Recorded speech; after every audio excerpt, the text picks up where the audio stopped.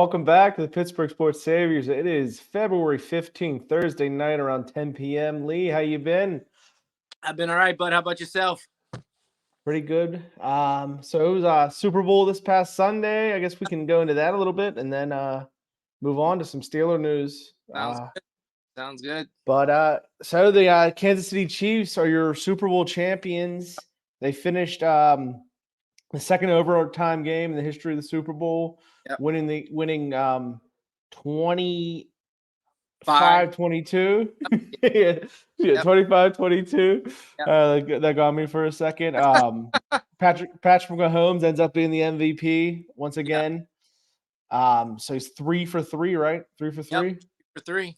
As MVP. Well, technically, I guess he has a fourth Super Bowl. Oh, yeah, But yeah. 3 for 3 on the wins. Yeah. 3 for 3 on the wins. Yeah. Guess we can go recap some of the box score. He ended up MVP. He was 34 of 46 for 333 yards, 2 TDs, 1 interception, and he added on 9 carries for 66 yards. I mean, wow. Those are MVP numbers. And Yep. it was against a team that held a 10-point lead to start the game. They were down 10-0. Yeah. And then from there, the Chiefs found a way to get back in it, and we went to overtime. And what were your thoughts on the game in general? At first, with the 10-0 lead with San Francisco, I was thinking, okay, maybe this might be their year because this was a rematch. But again, you can never count out Patrick Mahomes and the Chiefs. It was definitely a good game. I mean, score was 10-3 at half.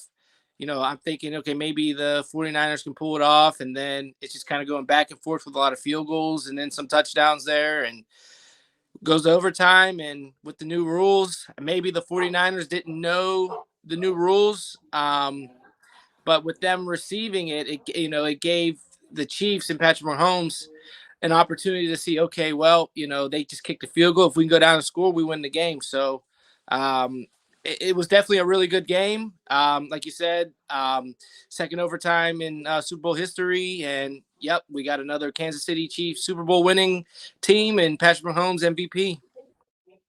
Yeah, it is so rare that it did come to the point where, Kyle Shanahan either wasn't sure what he wanted to do there. He's come out and tried to explain his point of view. He wanted to have the ball third.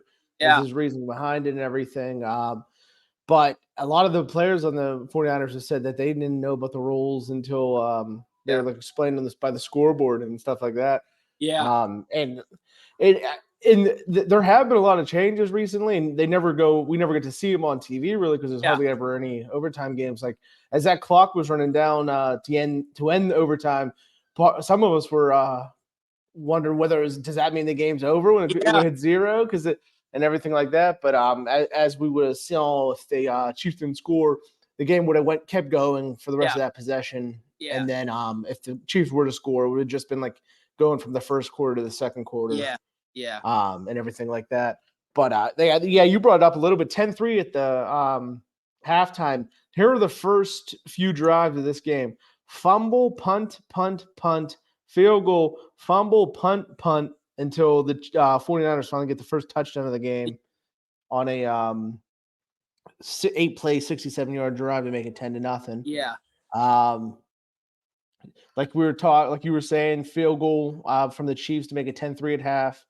And then first drive of the second half, the Chiefs get the ball. I think maybe they'll come and tie it up. No, interception. Yeah. Mahomes gets intercepted. Yep. Then we got punt, punt, punt. Chiefs get a field goal, make it 10-6. Punt, punt, and then finally we get some scoring going on. The next 5 drives we have scoring. We have a touchdown from the Chiefs, touchdown from the 49ers. That makes it 16-13. They Chiefs tie it up with a field goal, 16-16. Yeah. 49ers get it 19-16. Yeah. Chiefs 19-19. That was at the end of that half. That with 3 seconds left, Butker was able to hit that field goal, which was a nice shot. He had a great game beforehand. Before that was only 29-yarder, but regularly he had a 57-yarder, another 50-yarder, that 57-yarder breaking the Super Bowl record. Yeah, what was crazy was it Moody broke the record first, and then Yeah. kicked it later on and broke that one. So it was pretty interesting to see, two records being broken there with the field goal kicking. Yeah. Yeah, there's always something in the Super Bowl. Yeah. Any performances that surprised you? Maybe you expected more, maybe you expected less from someone? I was kind of expecting maybe a little bit more from Deebo Samuels with the 49ers. Yeah, Deebo Samuel, yeah. I was shocked with Jennings, though. I mean, he was at one point, he was looking like the MVP. It threw a touchdown and scored, and so he was the Vegas favorite at one point. He was the favorite if you were to go online. He was the betting favorite to be the MVP. Yeah, so he was probably my surprise at that one point. Just to kind of see that he was, because you got the big names, you got McCaffrey, you got Mahomes, and then here's somebody that's not really big named, and here he is, might be the new MVP, of the Super Bowl. So I was kind of shocked there, and Brock Purdy, I guess, played decent. He didn't even turn the ball over, but I thought maybe he'd have thrown a couple more touchdown passes, but that Chiefs defense was just pretty good in that game. Yeah, Chiefs defense has been great all year. You brought up Deebo. Yeah, he ended up with 3 catches for 33 yards and only 3 carries for 8. Wow. Only 6 touches from Deebo for the whole game. Another name, George Kittle, 2 catches for 4 yards. That's all he did all game. Yeah, that's another guy where it's like shocking to see. On the Chiefs side, Kelsey had a decent finish, but he's the first half. I think he had 1 catch in the first half, and but he ended up going for 9 catches, 93 yards to end the game, which wasn't too bad. Mecole Hardman got the game-winning touchdown. Yeah. And then he had another big one, a 52-yard completion earlier in the game too. So he was a guy that hasn't done much all year, but he ended up making some big plays for the Chiefs there. And then going past all the play, the other controversy coming out is Travis Kelce bumping Andy Reid on the sideline. I don't know if you have any thoughts on that, and I don't think we really talked about it too much during the game when we were watching it all. No. What are your thoughts on that? Because this was like the second time where I seen in a game where he kind of got in Andy Reid's face like that, and this was the first where he bumped him like that. And I'm thinking to myself, I understand you're frustrated about things that are going on, but that's your coach. You're supposed to be motivating your team. You're not supposed to be, hitting your coach like that. You're not supposed to be in his face yelling at him like that. I mean, go out there and make a play. Don't get in the coach's face. I mean, it looks like it's just a little immature to me for him doing something like that. I mean, I did see that. I guess he apologized that he shouldn't have done that. Maybe he's heated in the moment, but it's still it's kind of unprofessional and uncalled for to do. During especially a big game like the Super Bowl like that. Yeah, like he can try to come out and say, "Oh, I didn't mean to bump him," but guess what? When you charge at someone like that, sometimes you're gonna go a little too far. Maybe that guy goes the other way, and guess what? You're gonna bump him. And part of it is he's lucky that they ended up winning the game. Because I think a lot more would come out of this if they had not won. I mean, especially if he would have not turned it on in the second half the way he did. But people have found clips of Andy Reid bumping into Kelce either earlier this season or in the past and stuff, and try to talk about that. And then here we go. Yeah. The other way they try to go with it is asking if it was a different player who may have hit him, what would have been the repercussions, and that maybe Kelce's getting away with something that not a lot of guys could get away with. Yeah, I mean, you just shouldn't do it. I mean, people can speculate and talk all they want, but at the end of the day, it's something that just shouldn't be called for. Something that shouldn't even happen. God forbid, he'd have hit him a little bit harder, and Andy Reid fell during that game. Or something. Yeah, something like that. Yeah. It's like this is a stupid. Look what happened to Dre Greenlaw. Oh yeah. Just he's jumping and then he tears his Achilles. Yeah, Andy Reid's an old man. you don't know what could have happened when that bump happened. Exactly, for sure. So it shouldn't have happened. I guess shout out to Jerick McKinnon who came over to pull Kelce away too at that point. Sure, yep, for sure. The other one that really did that. So part of that game also is our prop bets beforehand. I got some results right here for us. All right, I'm ready. I'm ready. So you ended up going 12, 9, and 1 on your Ooh, bets. okay. Wait, never mind. Sorry, that's wrong. This is wrong. Sorry. 10, 10, and 1. 10, 10 There's and 1. 21 bets. Okay, 10, Yeah, 10. the tie was the over under was 47 and hit right on that mark. So yeah, Okay. you're 10, 10, and 1. You ended up losing $43. You still get to take home $957, so that's not the That's worst day ever, right? Yeah, not bad at all. Not bad.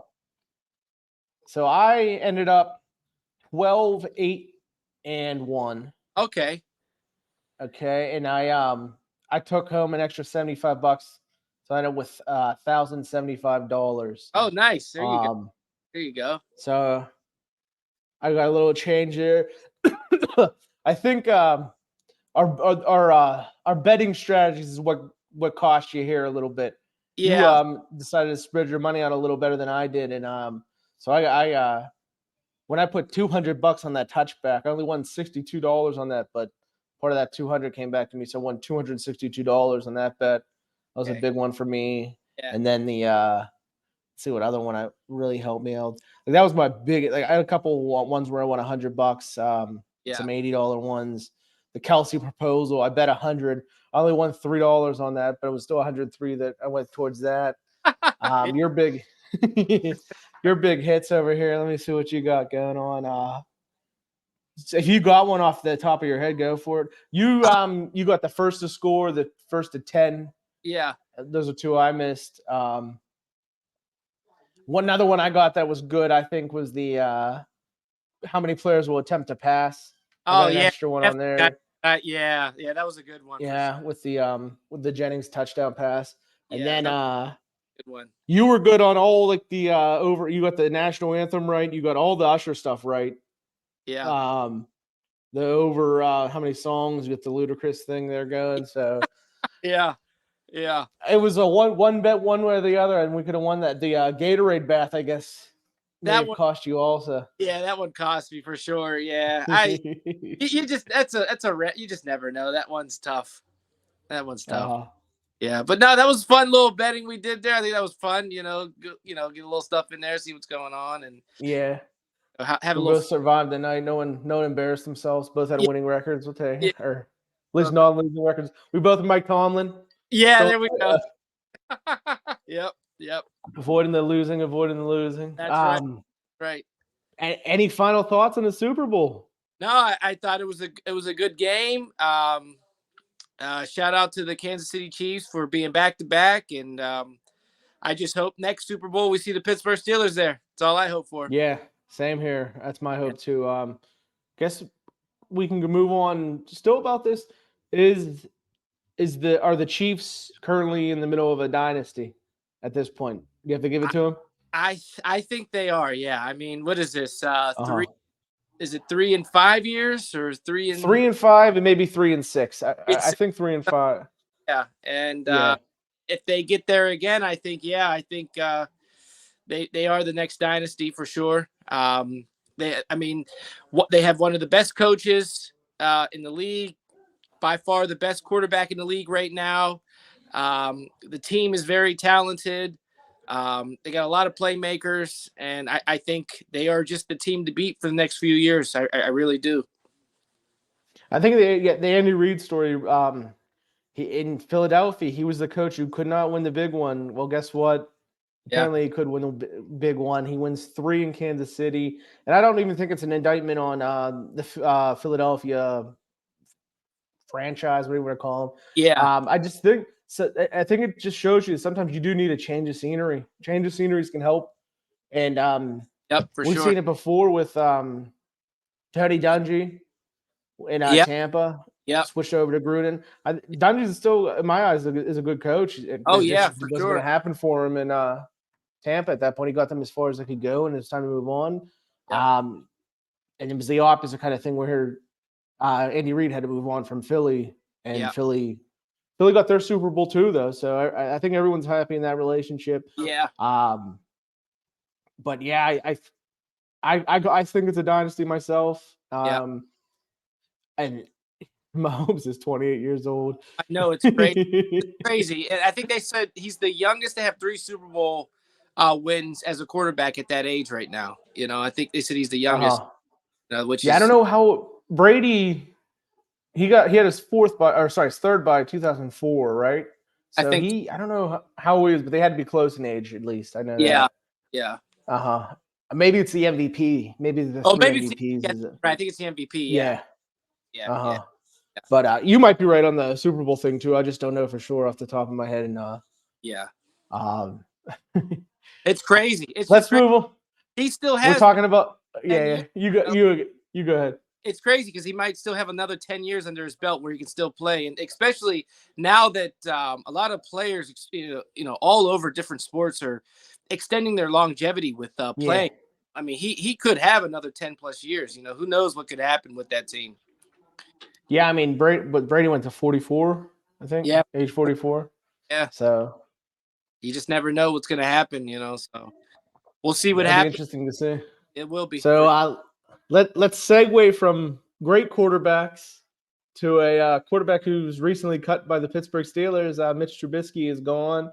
Yeah. Steelers cut him along with Chukwuma Okorafor, Yep. and Presley Harvin's also gone, our punter. Yeah. So the Steelers made 3 cuts before free agency is even going to be beginning. I guess Mitch is the big one. We can talk about Mitch first, and we can move on to those other guys too. If you want to talk about Mitch, what are your thoughts on him being gone? Yeah, I think it was the right move. With the 2 years that he's been here with the Steelers, haven't seen much from him.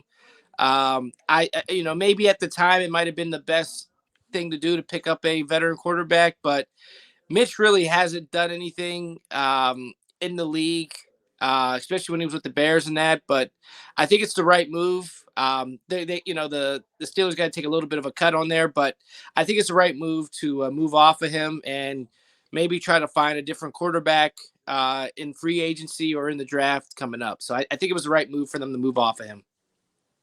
Yeah, so I agree with you. We were talking about him leading up to this week that he had to go. It just wasn't. It was a failed experiment, if you want to call it an experiment, whatever you want to do. It only saves $3 million, but it's a sunk cost. So get back what you can get back. Yeah.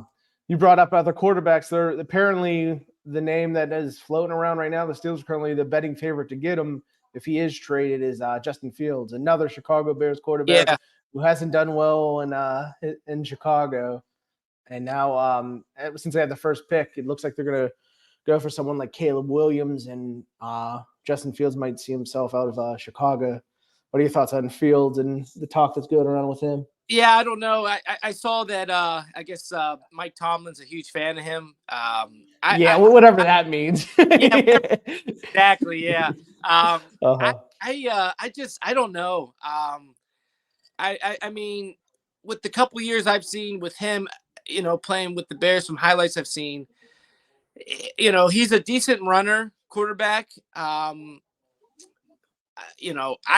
haven't seen too much from him with making huge plays for the Bears. I mean, if I had to compare him to Mitch, I think he's a better player than Mitch right now, but I don't think he's a guy maybe we should look for. I did see also that the Steelers may be interested in Ryan Tannehill as well. I don't know if that's true. Mm-hmm. Something that I saw. If I had to pick between those two, I would maybe go with Ryan Tannehill.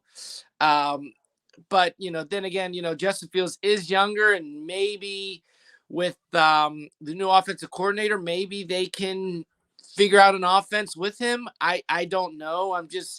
I'm not too sure about that pickup if we decide to pick him up. Yeah, so with Fields, it's like maybe you're willing to take the shot, but if that shot means you got to give up a second-round pick, I don't know if I want to do that because I'm not sold on him.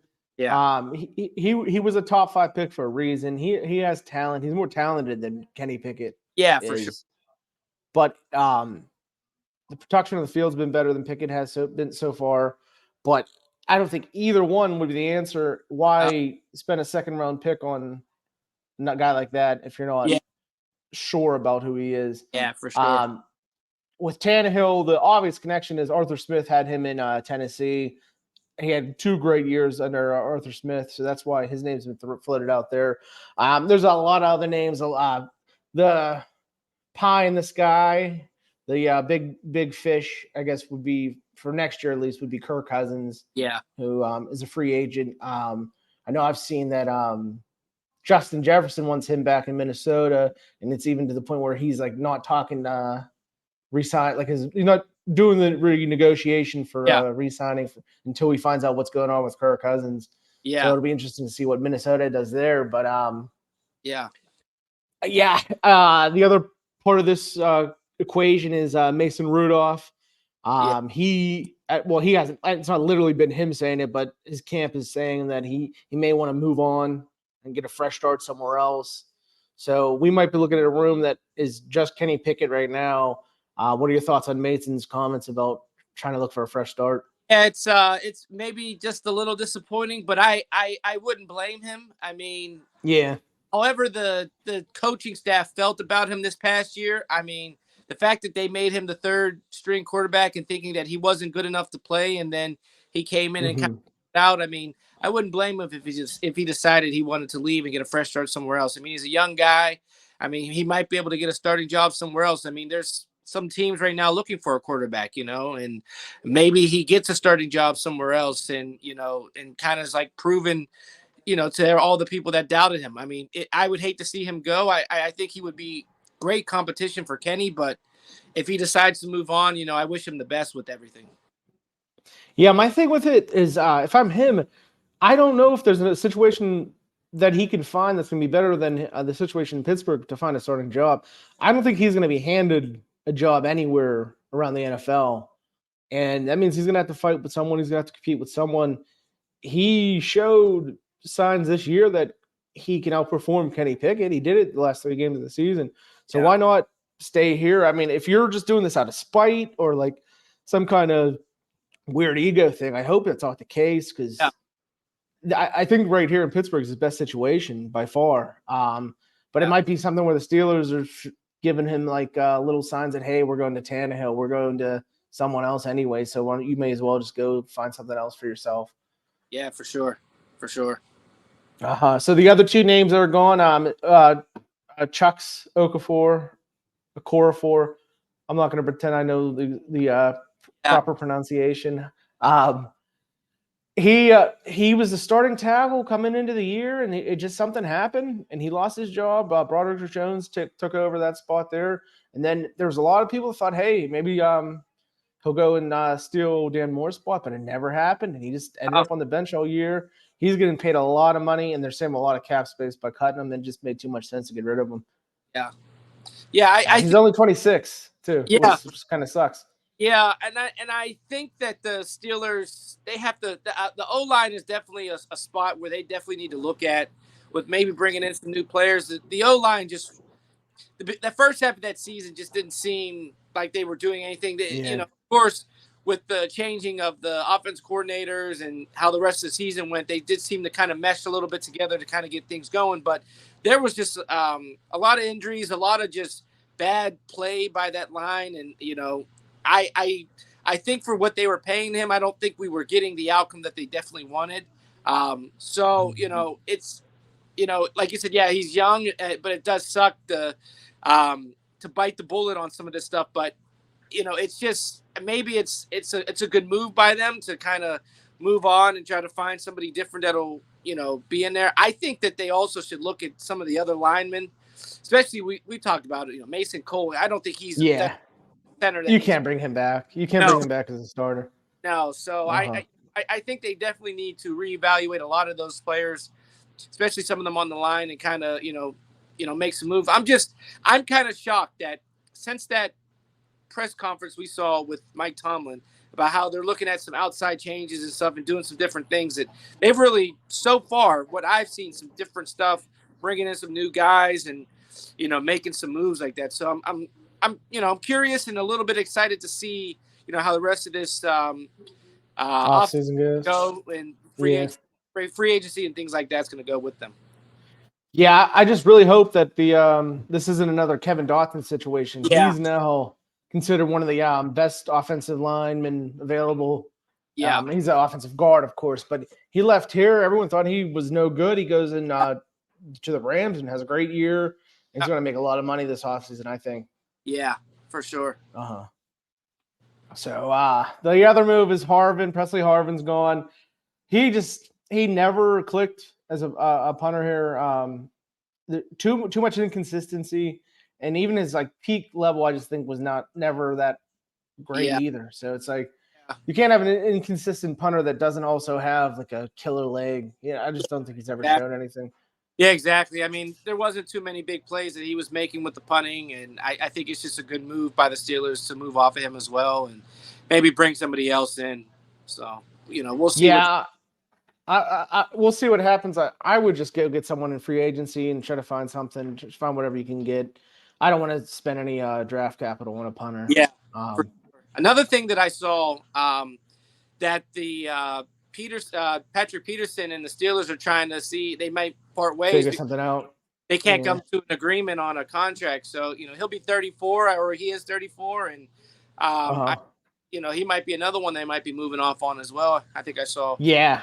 He's got a big price tag. And then he as a corner, I think his days are numbered, but he can definitely, if he can shift back to a safety spot, I think he does have value, especially at a lower price tag, I would say.